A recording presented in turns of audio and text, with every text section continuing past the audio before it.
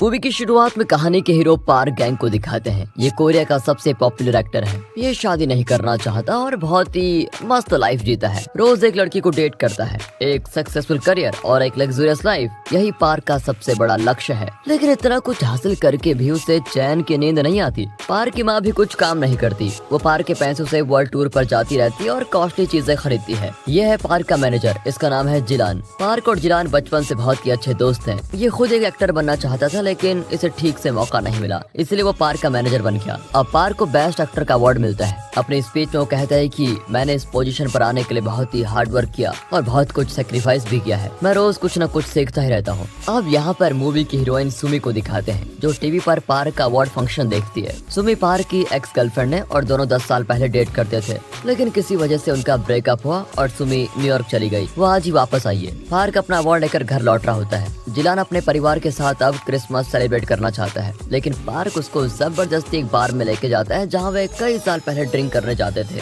जिलान कहता है कि उस ऑडिशन में अगर मैंने भी अच्छा परफॉर्म किया होता तो आज मैं भी तुम्हारे जैसा बड़ा एक्टर होता। खैर छोड़ो, लेकिन तुमने सुमी से ब्रेकअप ना किया होता तो आज तुम दोनों का परिवार होता, बच्चे होते, तुम दोनों बहुत खुश रहते। सुमी आज ही वापस आई है। ये सुनकर पार्क को याद आता है कि 10 साल पहले उसने अपने एक्टिंग करियर के लिए सुमी को कैसे ठुकरा दिया था, इसलिए सुमी न्यूयॉर्क चली गई थी। ये दोनों ड्रिंक्स करके बाहर आते हैं तो जिलान पार्क को एक टैक्सी में चढ़ाकर अपने घर चलाता है। टैक्सी ड्राइवर बहुत ही खुश होता है कि पार्क जैसा बड़ा एक्टर उसकी टैक्सी में आया है। तो पूछता है कि सर, आपके पास सब कुछ है, मतलब आप बहुत ही खुश रहते होंगे, है ना? अब पार्क मायूस होकर जवाब देता है कि ऐसा नहीं है मेरे दोस्त, मुझे तो रातों की नींद तक नसीब नहीं होती। नींद आने के लिए मुझे ट्रीटमेंट लेना पड़ता है। सर, तो क्या आपको अपनी लाइफ पसंद नहीं है? अगर अचानक आपकी लाइफ बदल जाए तो आप उसे मेरा क्रिसमस गिफ्ट समझ लेना, ठीक है? पार्क को उसकी बातें एकदम बेहुदा लगती है। अगली सुबह उसकी नींद खुलती है, लेकिन वो किसी और के घर में होता है और वो रात भर जमीन पे लेटा हुआ था। तभी 2 छोटे बच्चे पापा उठ गए, पापा उठ गए करके चिल्लाते हुए उसके पास आ जाते हैं। पार्क अपना सर पकड़ लेता है कि ये बच्चे कौन है। तभी सुमी वहाँ पर आती है।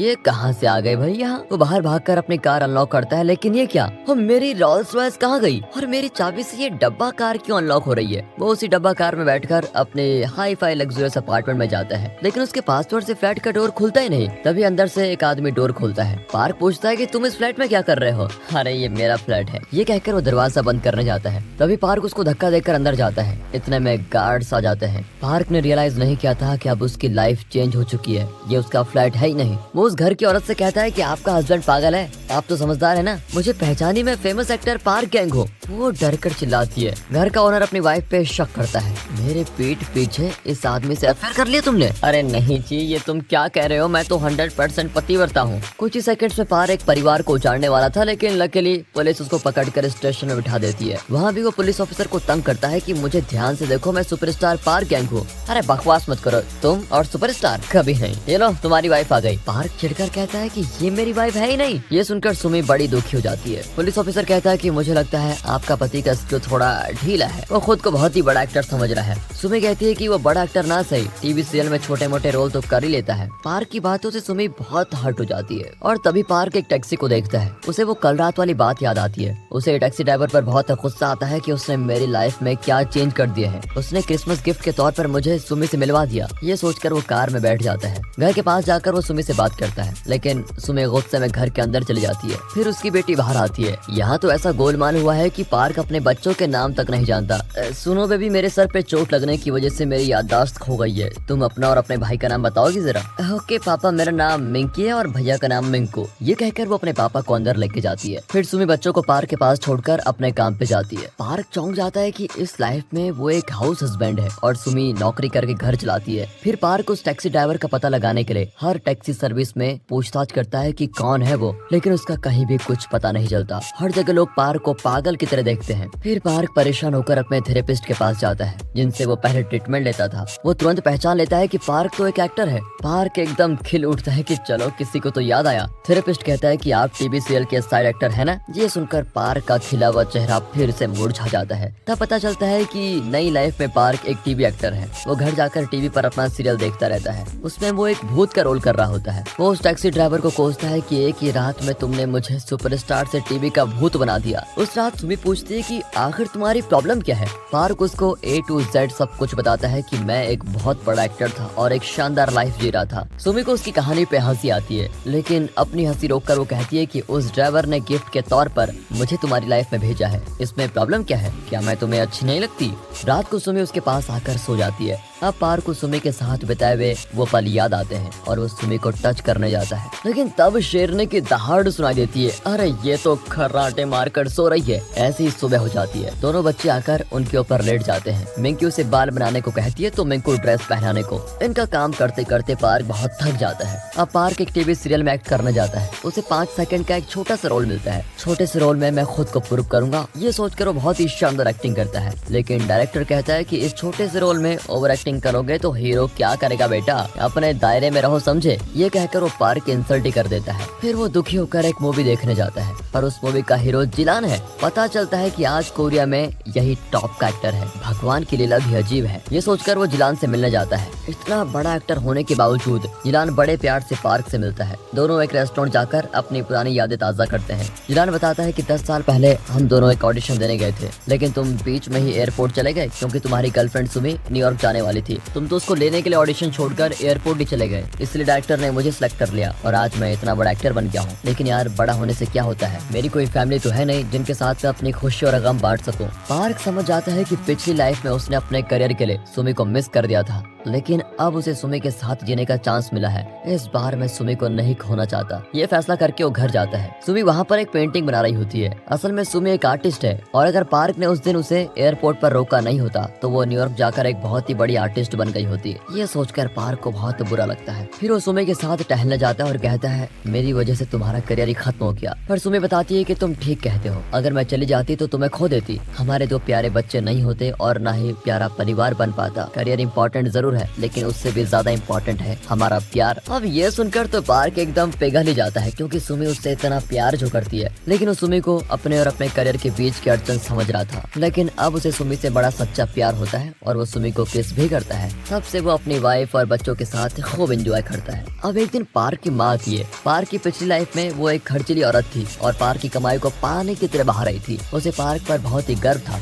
लेकिन इस लाइफ में वो पार्क को ताना मारते है कि तुम ढंग की नौकरी क्यों नहीं करते, क्या जिंदगी भर टीवी का भूत बन के रहोगे। पार्क बताता है कि मैं टीवी सीरियल छोड़ने वाला हूँ और बड़े बड़े स्टूडियोज के लिए ऑडिशन देने के लिए तैयारी कर रहा हूँ। उसकी माँ को उसकी कोई भी बात कन्विंस नहीं करती। वो थोड़े पैसे देकर कहती है कि तुम्हारे पापा की बरसी है, उन्हें श्रद्धांजलि देना मत भूलना बेटा। पार्क को बड़ा अजीब लगता है, क्योंकि बचपन में उसके पापा उसके साथ वक्त नहीं बिताते थे, हमेशा काम में बिजी रहते थे। अगले दिन वो परिवार के साथ कब्रिस्तान जाता है, लेकिन पापा की कब्र पर नहीं जाना चाहता। अब बच्चे पूछते हैं तो सुमी उनको बताती है कि देखो तुम्हारे पापा अगर तुम्हारे दादाजी की कब्र पर जाएंगे तो उन्हें बहुत ही दुख होगा, इसलिए वो नहीं जाना चाहते। बच्चे दादाजी की कब्र पर फूल रखने जाते हैं। अब अगले सीन में पार्क एक ऑडिशन देता है। उसकी परफॉर्मेंस सबसे बेहतरीन होती है, लेकिन वहाँ के लोग उसके टैलेंट को देखने के बजाय ये प्लान बनाते हैं कि पार्क के जरिए वे जिलान को अपनी मूवी में एक्ट करवाने के लिए कन्विंस करेंगे। ये जानकर पार्क को बहुत ही गुस्सा आता है कि टैलेंट की कदर नहीं है। जिलान उसको दिलासा देता है कि फिक्र मत करो, अगली बार तुम्हें किसी अच्छे डायरेक्टर का ऑडिशन दिलाऊंगा, लेकिन अपने परिवार के लिए तो तुम्हें कोई नौकरी करनी ही पड़ेगी, तुम मेरे मैनेजर बन जाओ। अब ये सुनकर तो पार्क बड़ा गुस्सा हो जाता है और वहाँ से चला जाता है। फिर अगले दिन पार्क बच्चों को खेलने लेके जाता है। खेलते वक्त मिंकू नीचे गिरता है। पार्क को बच्चों से उतना लगाव नहीं था, क्योंकि उसके लिए दोनों अजनबी जैसे हैं। लेकिन आज मिंकू को गिरते हुए देखकर वो तड़प उठता है और तुरंत उसको उठाकर हॉस्पिटल भागता है। जब सुमी आती है तो उसने एक सुपरमार्केट का स्टाफ यूनिफॉर्म पहना होता है। पार्क रियलाइज करता है कि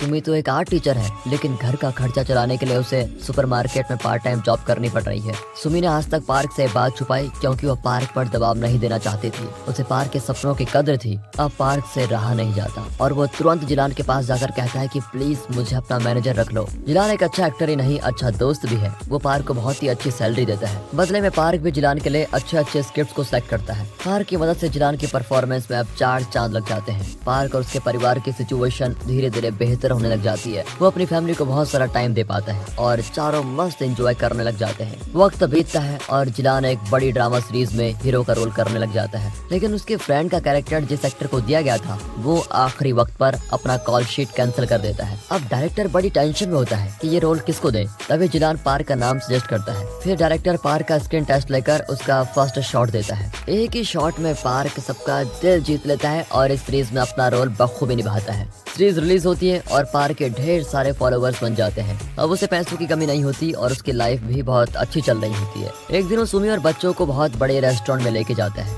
फिर उन्हें एक शानदार अपार्टमेंट में लेके जाता है और बताता है कि अब हम ये घर खरीदने वाले हैं। लेकिन सुमी को उसकी बात अच्छी नहीं लगती। वो पूछती है कि हमारे पुराने घर में क्या कमी है, क्या तुम्हें वो घर पसंद नहीं? जरूरत से ज्यादा पैसे पसारोगे तो और उन जरूरतों को पूरा करने के लिए और ज्यादा कमाना पड़ेगा, हमारी खुशी डूब जाएगी। इस पर पार्क ऊंची आवाज में बहस करता है कि यहाँ पहुँचने के लिए मैंने बहुत कुछ सेक्रीफाइस किया है। इनका झगड़ा देखकर बच्चे तो रो पड़ते हैं। पार्क और सुमी को बहुत बुरा लगता है कि बच्चों के सामने वे लड़ पड़े। फिर दोनों शांत हो जाते हैं। अब रात को पार्क को नींद नहीं आती क्योंकि उसने आज बच्चों को रुला दिया। वो नहीं जानता कि मिक्को और मिंकी बचपन से कैसे दिखते थे। वो उनके कमरे में जाकर उनकी बचपन की फोटोज को बड़े चाव से देखता है। तभी सुमी वहाँ पर आती है और दोनों बाहर जाकर बैठ जाते हैं। सुमी कहती है कि उस दिन तुम एक कहानी सुना रहे थे कि तुम एक बहुत बड़े एक्टर थे, बहुत धन दौलत थी तुम्हारे पास, वगैरह वगैरह। क्या तुम्हें वही लाइफ पसंद है? पार्क खुलकर कहता है कि पहले मुझे उस लाइफ से प्यार था, लेकिन जिस दिन मैंने तुम्हारे साथ हमारे बच्चों के साथ रहना शुरू किया तब से मुझे तुमसे और बच्चों से बहुत प्यार हो गया है। उस लाइफ में मेरे पास सब कुछ था लेकिन मेरे पास एक फैमिली नहीं थी, मेरे पास प्यार नहीं था। मैंने कभी पीसफुल रहना सीखा ही नहीं। लेकिन अब देखो ना, मैं चैन से जी रहा हूँ, मेरे लिए तुम ही सब कुछ हो। उसकी इमोशनल बातें सुनकर सुमी खर्राटे भरकर सो जाती है। फिर क्या था, अगले दिन पार्क बच्चों के साथ मस्ती करने लगता है।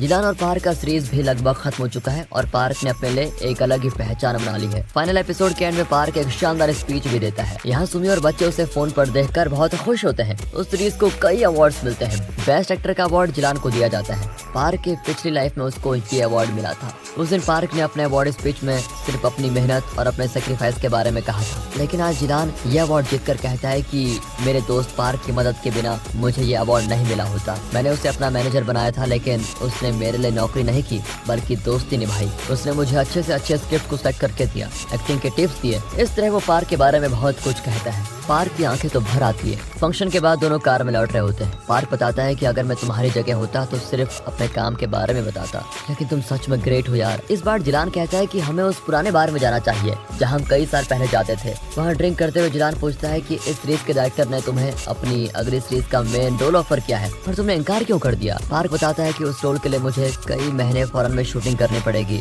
और मैं एक दिन के लिए भी अपनी फैमिली से दूर नहीं रह सकता यार। वही मेरे लिए सब कुछ है, सबसे ज्यादा इम्पोर्टेंट है। जिलान कहता है कि इस बात पर तो मैं तुमसे बहुत जेलस फील करता हूँ। मुझे भी तुम्हारी जैसी लाइफ जीनी है, मैं भी एक परिवार चाहता हूँ। इस तरह एक दूसरे की प्रशंसा करते हुए वे ड्रिंक्स करके बाहर आते हैं। जिलान को एक टैक्सी में बिठाकर पार्क दूसरी टैक्सी में घर की ओर निकलता है। तब सुमी और बच्चे वीडियो कॉल पे कहते हैं कि जल्दी आ जाओ और बच्चे उसे अच्छा सा गिफ्ट लाने को कहते हैं। गिफ्ट? वो तो मैं भूल गया। सुमी कहती है कि तुम फिक्र मत करो, मैंने खुद ही इन शैतानों को गिफ्ट खरीद कर दे दिया है, तुम बस जल्दी आ जाओ। ये कहकर वे कॉल कट कर देते हैं। अगले ही सेकंड टैक्सी ड्राइवर पूछता है कि मेरा ये गिफ्ट तुम्हें कैसे लगा, पसंद आया कि नहीं? ये सुनकर तो पार्क एकदम शॉकिंग रिएक्शन देता है। तो ये वही ड्राइवर है जिसने मुझे ये लाइफ गिफ्ट दी है। ड्राइवर कहता है कि तुम्हारी पुरानी लाइफ में लौटने का समय आ गया है। पार्क विनती करता है कि मैं इसी लाइफ में रहना चाहता हूँ, प्लीज अपनी हैप्पी फैमिली के साथ रहना चाहता हूँ। ड्राइवर कहता है कि मैंने भी काम के चक्कर में अपने बेटे के साथ टाइम बिताना जरूरी नहीं समझा, उसे मेरी जरूरत थी ये भी मैं समझ नहीं सका। मैं तुम्हें यही बात समझाना चाहता था, इसलिए मैंने तुम्हें एक फैमिली लाइफ का एक्सपीरियंस गिफ्ट किया। अपनी फैमिली के साथ ये तुम्हारी आखिरी रात होगी। ये कहकर वो पार्क को उसके घर पर ड्रॉप करता है। अब पार्क को सूनापन घेर लेता है। घर जाते ही वो दोनों बच्चों को सीने से लगा लेता है। सभी बड़े खुश होते हैं लेकिन पार्क रोता है क्योंकि कल सुबह उसकी लाइफ में ये सब कुछ नहीं होगा। सोने से पहले मिंकी कहती है कि पापा आज तो आपकी याददाश्त वापस आ गई है ना? हाँ बेबी, आज मुझे सब कुछ याद आ गया है, आई लव यू पापा कहकर वो सो जाती है। पार्क का तो दिल ही बैठ जाता है। सुमी उसको एक फोटो दिखाकर कहती है कि बचपन में तुम बिल्कुल मिंकू की तरह दिखते थे। तब हमें पता चलता है कि वो टैक्सी ड्राइवर पार्क के पापा ही थे। शायद उनकी आत्मा पार्क को उसके बचपन की खुशी लौटाना चाहती थी और वो पार्क को फैमिली की अहमियत बताना चाहते थे। रात को सुमी रोज की तरह उससे चिपक कर सो जाती है लेकिन नींद में बड़बड़ाती है कि कल हम तुम्हारे फेवरेट रेस्टोरेंट में जाकर कुछ लंच करेंगे, ओके? लेकिन महंगा फूड ऑर्डर नहीं करेंगे, समझे? पार्क की तो आंखें भर जाती हैं कि ऐसा कुछ भी नहीं होने वाला। जब वो आंख खोलता है तो वो अपनी पुरानी लाइफ में होता है। वो एकदम मायूस बैठा होता है। तभी जिलान यानी कि उसका मैनेजर वहाँ कर शूटिंग के लिए रेडी होने के लिए कहता है। पार्क पूछता है कि पिछले साल क्रिसमस के दिन तुम बता रहे थे कि सुमी यहाँ पर आई थी। अब जिलान चौंक जाता है कि पिछले साल नहीं भैया, वो तो मैंने कल रात बताया था। नशे में सब भूल गए थे क्या? सुमी एक आर्ट एग्जीबिशन के लिए आई है और आज वो वापस जा रही है। अगले ही सेकंड पार्क सुमी को देखने के लिए भागता है। आर्ट गैलरी में सुमी की कई पेंटिंग्स लगाई गई हैं। पार्क उसकी एक पेंटिंग को बहुत देर तक देखता रहता है। तभी सुमी आकर पूछती है कि तुम यहाँ कैसे आए? पार्क कोई जवाब नहीं दे पाता और पूछता है कि तुम्हें इस पेंटिंग का इंस्पिरेशन कहाँ से मिला? तो बताती है कि मेरे मन को जो अच्छा लगा वही मैंने पेंटिंग में उतार दिया।